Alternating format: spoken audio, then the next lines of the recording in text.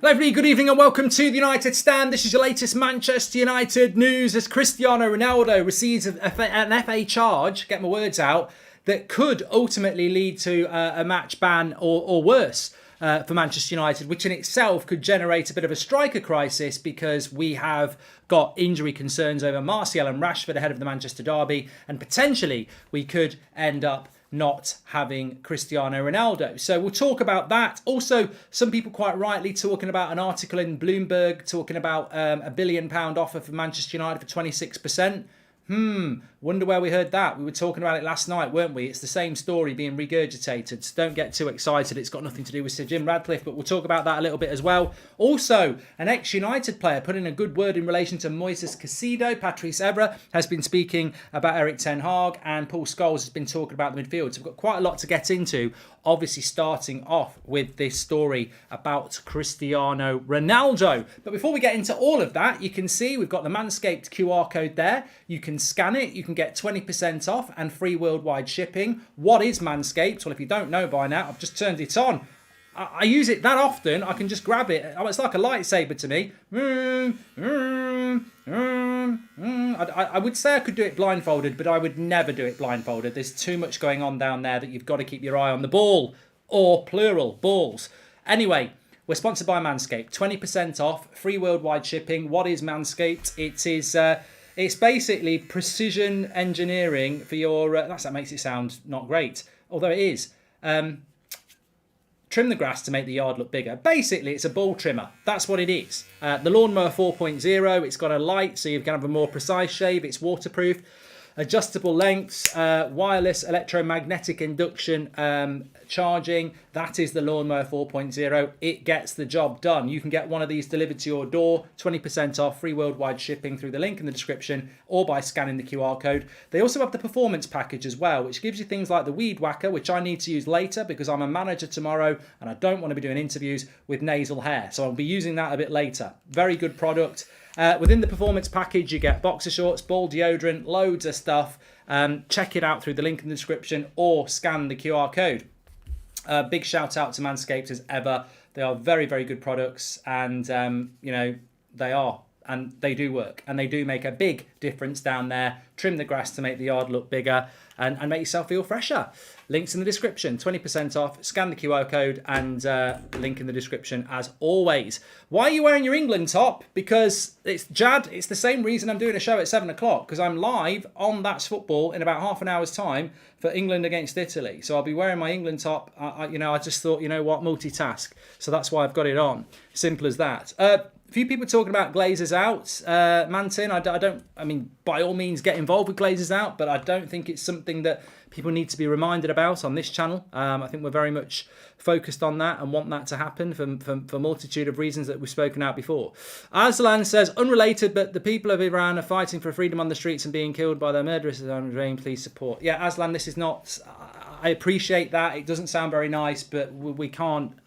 You can't be using the live chat for stuff like that. I'm sorry. I'm sorry that situation is going on, but yeah, we've got to be very careful about these sort of things because there's loads of things going on, and it's a football channel at the end of the day. It's not a political broadcast of, what's going on in the world. I wish it was, but it's not. Let's get into Manchester United and let's talk about Cristiano Ronaldo. He has been charged by the FA. What does this mean? Well, what is it all about? Cristiano Ronaldo has been charged in relation to the incident that happened at Goodison Park at the back end of last season, where effectively he slapped a phone out of the hand of a supporter. Matteo, welcome to the Members Club. Now, I believe he received a police caution for this, but the FA have now charged him. Now, first of all, let's get into the ramifications of what this charging could mean, because effectively this is what Simon Stone has said on the BBC.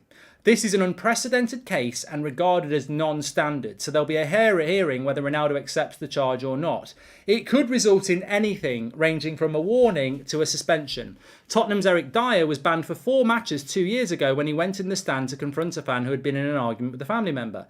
It is an issue Ronaldo could have done without after a difficult summer during which he failed to get his desired move to a Champions League club and started the season on the bench under the new manager Erik ten Hag. My query here is quite simple. Why is something that happened in April now happening in September. You know, he received a caution from the police for it, which was regarding the incident in August. But I don't see why it's coming back now. I really don't see why it's happening now. And of course, what it means for Manchester United is that we're potentially going to get. I think that because it's Cristiano Ronaldo, because it's Manchester United, it will end up being a ban.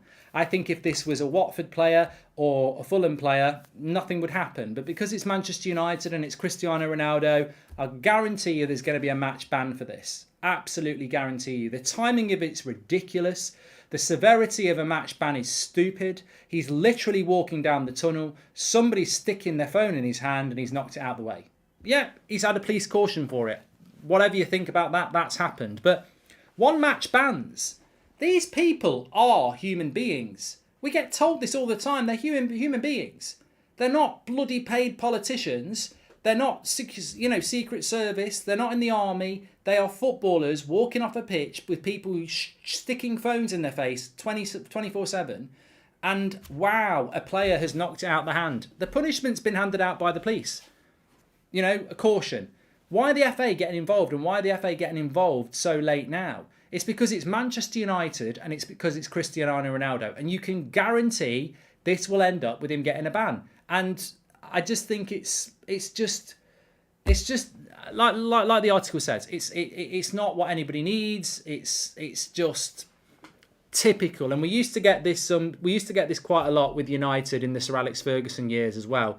If the FA could, get an opportunity to get in on United, they'll do it, and that's simply what I think is happening here. So I think it's ridiculous. I think the timing of it is silly, and I don't think it justifies a match ban. I mean, Eric Dyer got a 4-match ban, but I remember what he did. He went climbing into the stadium trying to have a fight with somebody. Cristiano Ronaldo's just slapped a phone away. But you can, if he got a 4-match ban, Eric Dyer, they're definitely going to go for a 1-match ban, and it's bollocks, says Jack Brown. But it could be a good opportunity for Martial. Well, look, there's always going to be that, isn't there? There's always going to be the people who go, well, that's a good thing because now Martial can play. But no, I don't think of it like that, because what if it was Martial? What if it was Rashford? What if it was Bruno? I'd still say the same thing. It's got nothing to do with it being Ronaldo. It's got to do with it being a Manchester United player. And I think that,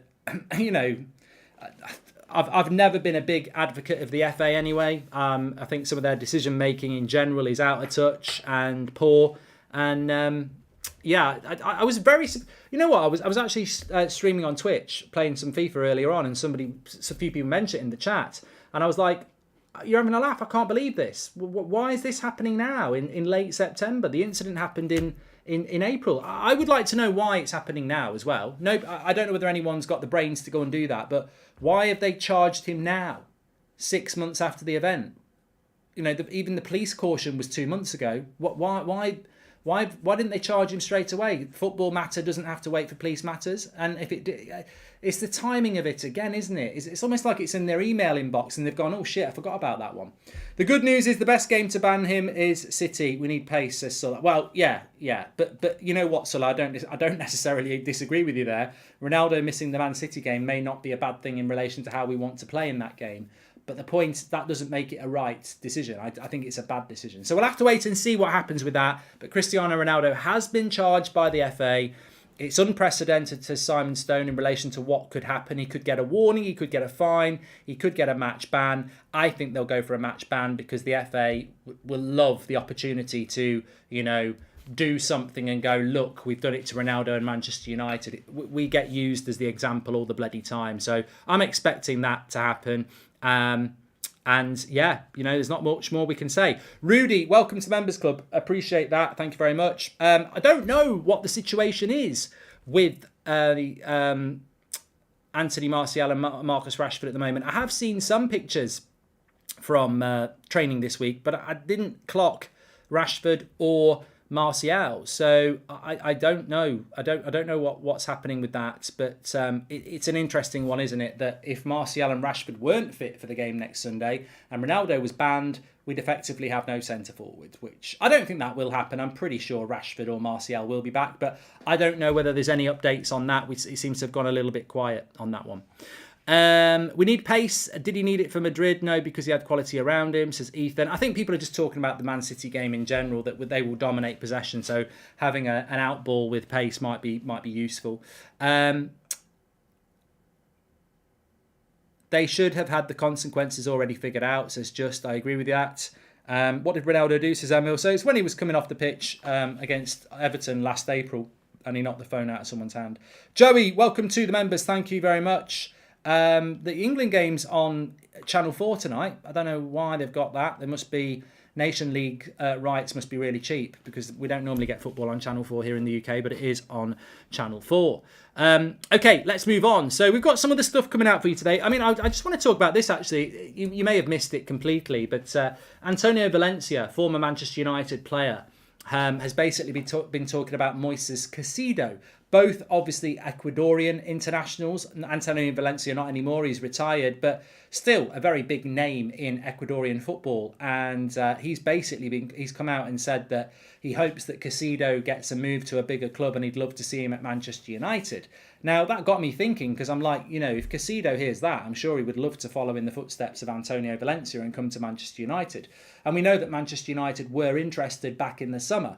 But is Caicedo still a potential Manchester United signing this summer, next summer? No, I don't think he is anymore, because we've just spent £60 million on Casemiro. Now, the question is, should we have, the possibilities of getting Caicedo probably weren't that good in the summer, because Brighton would have wanted silly money. But I do think that it's an interesting one to monitor, because it'll be twice now that Caicedo has got away from United. Once when he was obviously very young and available very cheap.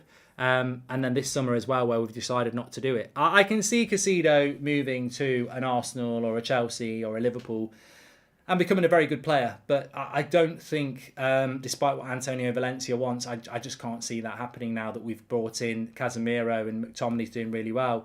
Last season, Rashford and Cavani flipped fans and no one said anything, says Sheriff. Oh, mate, you know what? You make a great point. I mean, I think the Rashford one was debatable, wasn't it? But I remember Cavani doing that to fans.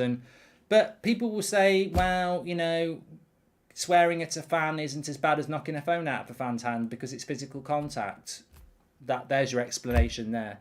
But look, I personally think that the police investigation was probably a little bit too far, but it happened. He got a police caution and now he's being charged by the football. I mean, I've got to say, maybe I'm a bit old school here, but when a footballer knocks a phone out of a fan's hand and gets a police caution for it, and then the FA charge him with it, there's the words that come to mind is over the top, heavy-handed. Like it just seems a little bit too much to me, a little bit too much. So ultimately, you're just going to turn footballers into robots, aren't you? They're not going to go anywhere near fans in the case they accidentally knock a phone out their hand or, scratch them as they give them an autograph. We will get to that point where footballers say, look, I don't want to be near a fan because I could get a charge or this, that and the other. So Marvin says it was a young kid, though. Yeah, contextually, that makes a big difference. But ultimately, I don't know whether Ronaldo knew it was a young kid. I don't know that. But what I'm saying, Marvin, is the police caution for me was enough. The FA charge, it's just PR. It's just let's make an example of a Man United player and Cristiano Ronaldo to me. I don't. The amount of people who've messaged me this afternoon who are not United fans going, it's ridiculous. I completely forgot about it. Yeah, it didn't. It does. That's what I mean. It doesn't need to be brought back into the public arena, does it? Everyone had moved on from it. He got a police caution. Nobody was talking about it, and the FA go, let's bring it back in. I mean, have they not got anything else to do at the FA? Is football fucking perfect in England then? Yeah, everything's so good that they've got their time to go and waste on something like this. Just ridiculous. Ridiculous, but it is what it is, isn't it? We'll have to do that. Essentially, Eric says he also apologised after the game and offered compensation. It's a non-issue. He was agitated at the time and made a mistake. Big deal. Yeah, I think I agree with that. But anyway, let's move on. So there's been some comments coming out from Patrice Evra, which I wouldn't normally talk about what every ex-Man United player says, but I did quite like this. He said, I think Ten Hag and Ronaldo need to, if they haven't already, have an honest discussion. Everything that is happening right now is logical.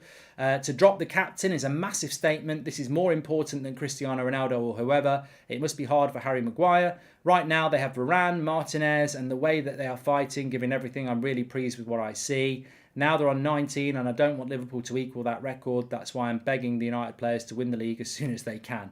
Well, typical sort of Patrice Evra bit at the end there. Passionate as ever. But no, I think that this is a continuing theme that we're seeing now. Lots of people, I think Ronald Koeman and another Dutch manager was talking about it. We had a couple last week. You got Patrice Evra talking about it. There's just general, and we don't want to run away with ourselves, but there is general respect and admiration for what Erik ten Hag is doing at the moment. And there's, of course, respect for people like Harry Maguire and Cristiano Ronaldo and everybody else who's not getting in the team. But it's a refreshing change to see Manchester United with a manager that really just doesn't take note of ego, reputation or favouritism, because we've been indoctrinated in that for the last 3 years. Even Mourinho had his favourites. Fellaini was certainly one of his favourites, and there was a couple of others as well. So to have a manager that will pick a team and then go, right, you're not performing, you're coming out, and someone else comes in. This is what should have been happening at this club for years. It should be standard. This is what should happen. Unless you're winning the league every year, you should be changing your team to try and find a team that can win the league. And we haven't had it for so long. And it's almost like you get the likes of Evra and everybody else coming out and going, respect. You know, he's picking he's dropped the captain, he's done this, he's done that, he's brought Malacia in for Luke Shaw. I like it. And this is what we were talking about back in February. We need a reset. We need a reset at Manchester United, and we've been delivered it. It's early days, of course it's early days, but we are being delivered that reset that we just desperately wanted. And it's being deemed as innovative and exciting, but actually it's just what proper football clubs do. Erik ten Hag's not invented the wheel. This is what he was doing at Ajax. If a player wasn't doing the job he wanted, they were out the team next game or they were subbed off, and someone else was given an opportunity. It's refreshing at Manchester United, and it's great to see. So Patrick says, I love Ronaldo, but that's poor form from Ronaldo. Rewatch the video, have a look at the way he smashes the phone. Unacceptable for anyone to do that, says Patrick. Yeah, Patrick, have you just woke up from a coma? Happened in April, mate. It happened in April. Didn't happen last match. Happened in April. Why? Everyone's moved on from it. I don't dispute your opinion. Personally, I don't think it's as bad as people are making out. He did apologise. He got a police caution for it. Why are the FA bringing it back into the public arena in what will be October by the time we play a game again? For me, it's just silly. Ali Zan, thank you very much for being a member for 4 months. Appreciate that. Thank you very much.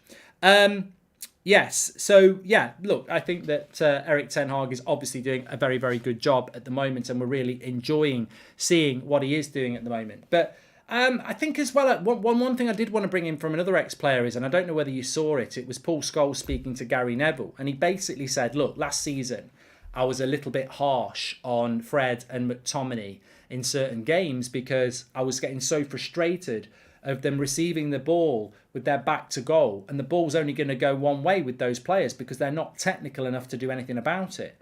And now I see someone like Christian Eriksen in the midfield for Manchester United, and he's an intelligent footballer. He knows what's going on around him. He knows what he's going to do before he gets it. He's not going to panic when he gets the ball received with his back to, facing the goal, and, just pass it back to where it's come. And I think that it's really important, actually, because it's almost like, there's different levels of football intelligence. There's different levels of intelligence inside society in general. We all know the open-mouthed fans who just spew constant shit without thinking. And they're like, I always said that Fred and McTominay were good players. I stood by them when everyone was calling them McFred. But they were shit then. They were shit then.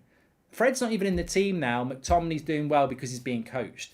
Things can change, and things have changed. And it's almost like some people think that criticising the team last year, we've been sat down because the team's doing well now. And I'm like, I can't get my head around that level of stupidity. The team last year was a disgrace. Bruno, McTominay, Fred, Maguire, Rashford, most of that team, apart from Ronaldo and De Gea, were a disgrace. And every single one of those players could and maybe should, some of them have been sold this summer. They've been given a second chance by a new manager. Some of them haven't massively improved. Some of them have. Why have they improved from last season? It's the C word, coaching. That's why they've improved. Some of them have responded to better coaching. And Scholes is right. Last season we had a midfield that was an absolute farce. They did not discriminate. They could be dominated by Norwich, Man City, Southampton, Everton. It didn't matter. This season we've got a midfield that competes, and the difference is a manager that knows what he's doing with coaching that is making those players play better. And obviously the inclusion of Christian Eriksen has been a big thing. So look, I think that there's a lot of praise around Manchester United at the moment, and it's great to be in that situation. But the praise for me belongs 100% in the camp of Erik ten Hag, because I'll guarantee you now, if we still had Solskjaer in charge of this team, we would be pulling our hair out and moaning about the same old shit. What's happened is we've brought a manager in that knows how to coach the team, and some of those players are responding really well to it. So Scholes is right. That midfield last season was shambolic. This season it's a lot better, and hopefully we can build on that. But on the other hand, I will admit that this will be a roller coaster season. It's going to go up and down. Of course it is. And October is going to be very, very challenging. Now, I did say at the start of the video that I would come back. People were saying about Sir Jim Ratcliffe has made an offer and there's been a bid for Manchester United. There has been a little bit of excitement tonight, because there was an article in Bloomberg, which I believe is a news outlet, relatively credible. They're basically talking about what we were talking about last night. It's almost word for word what we were talking about, which is that Manchester United have been approached by somebody who wants to buy 26%. A consortium wants to buy 26% for £1 billion. We literally spoke about this last night, and we were speaking about it last night because it was mentioned on the Webby and O'Neill channel, and I spoke to Tony about it yesterday. So this is that story. Now, where that story goes, we'll have to wait and see. But, apparently Manchester United have been contacted by a consortium who says they've got proof of funds to give them £1 billion for 26%. Where that goes from here, it could get ignored by the Glazers. It could get acknowledged. That it might be the beginning of a sale, whatever. But of course, the bigger issue here is that 26% is not 100%, and 26% could be perfect for the Glazers to stay in charge and take a bit of money. So, this whole sale of Manchester United thing, we need it to keep happening. We need the conversation to keep happening. We need everything to keep developing, but we're still in a very early situation here, and the most important thing is that the movement continues, which it will. Ollie never got backed as much as Ten Hag this summer, in all fairness, as PJW. Oh, yeah, did he? You're right. £50 million on Aaron Wan-Bissaka, £80 million on Harry Maguire, £15 million on Dan James. Yeah, he didn't get backed at all, did he? You know why Solskjaer didn't get backed? Because he couldn't fucking sign anybody. No one wanted to come. The reason we bought championship players like Dan James and English players overpriced was because Solskjaer had no pull. We couldn't go and get Anthony or people like that. So he did have money, he had no pull. Couldn't get Haaland, who he knew personally. Couldn't get Bellingham. Solskjaer had no pull. It's well known, and it's been well known for 3 years, that Solskjaer had no pull. He's not like Erik ten Hag, who did. So Ollie never got backed as much. We've done that one there. I tell you what, yeah, he had no pull, and I don't think that's even a negative thing in relation to Ole Gunnar Solskjaer. But he didn't have any pull.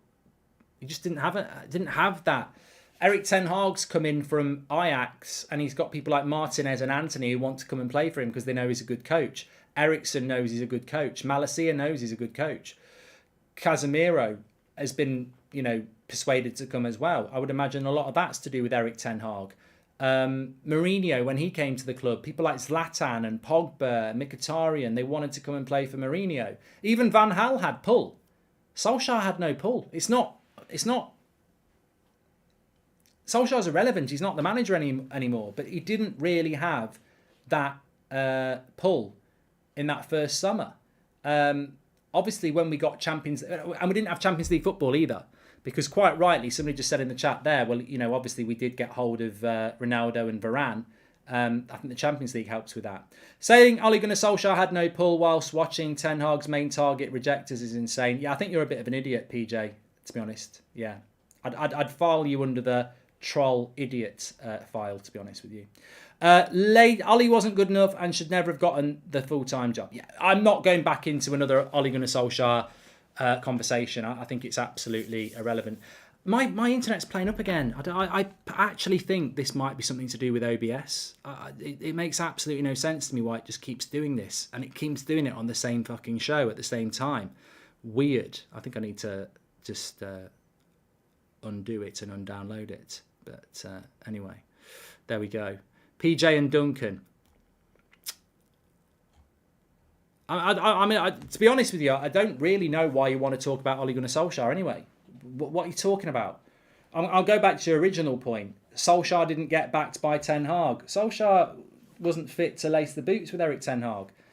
I mean, Solskjaer was obsessed with picking Maguire and Lindelof and McTominay and Fred. How many of those people are in the team anymore? One of them.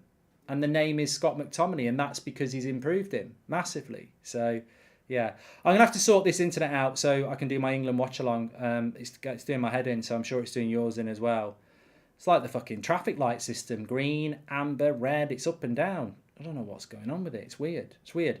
Let me see if I can just fix that. So, yeah, Cristiano Ronaldo. We'll have to wait and see. The FA have charged him. How quick that will happen now, I think, is going to be quite interesting. Yeah, but I think it's badly timed, as per ever, when it comes to the FA, and hopefully it will just be a warning. But you never know; it could be more than that. I don't know. This thing's going wrong here. I should be able to give you the link to go over to That's Football. I'll be live on That's Football in about 5 minutes anyway. Well, let me try and sort this out. There's all sorts of stuff going wrong here. I don't know what it is. Again, but apologies for that. Yeah, just type in That's Football. I'll be live chatting about the Sidemen charity game tomorrow. What's going on with that? Also watching the England game and talking about anything that you want to talk about on there. So type in That's Football. You'll see the watch along live chat is there. Maybe somebody could knock us the link in the description. I could probably do it, actually. Let's just do it before I go. And don't forget as well, we are sponsored by Manscaped. Trim the grass to make the yard look bigger. 20% off and delivered direct to your door. Fantastic products. 20% off and free delivery. Let me just get this link in the chat for you. There we go. Watch along. Watch along. I'm tired of this shit. Tired of this shit. It's hard enough doing streams without having technical issues. Right, I've pinned it in the chat for you. I'll see you over there in about 5 minutes' time. Thanks for watching.